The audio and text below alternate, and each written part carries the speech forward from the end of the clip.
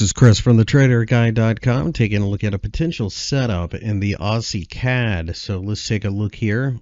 This is the monthly chart you're looking at. You can see that we have been kind of choppy, rallied. Now we're falling again. Makes a lot of sense. This is a pair of commodity currencies, so they are going to be affected by similar forces.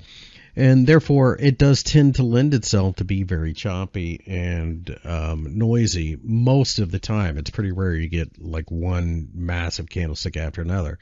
So as I drill down to the weekly, you can see what we are trying to form here is an inverted hammer from the previous week and a hammer from this week that typically shows signs of consolidation. But notice that the candlestick during the day here on this will be Wednesday heading into Thursday gave up quite a bit of the gains. And as you go to the 4-hour chart, you can really see how this has played out. Now, what could be causing this? Well, oil has spiked. So it does make a certain amount of sense that it favors the Canadian dollar over the Aussie dollar. Now, having said that, the Aussie dollar is relatively strong. So we are seeing a lot of this back and forth nonsense right here.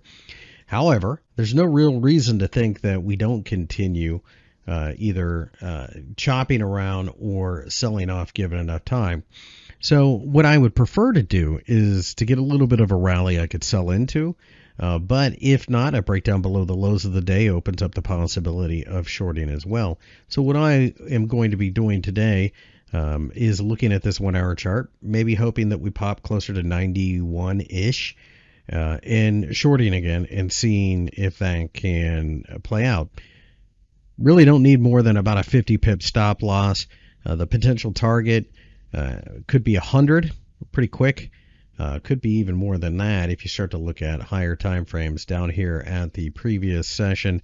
90 giving way certainly opens up a move down to another 100 pips or so.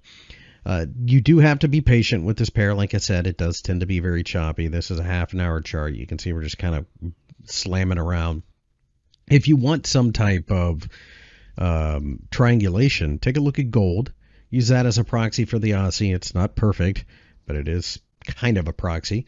And use WTI crude oil for the Canadian dollar. If you notice that gold starts falling and oil continues to rise, or at least falls less, then that has you thinking, okay, well, if gold's falling, bad for the Aussie, the Canadian dollar is probably going to hang in there a little bit due to oil strength, and that could be another signal to start selling. But I am definitely looking at fading this move.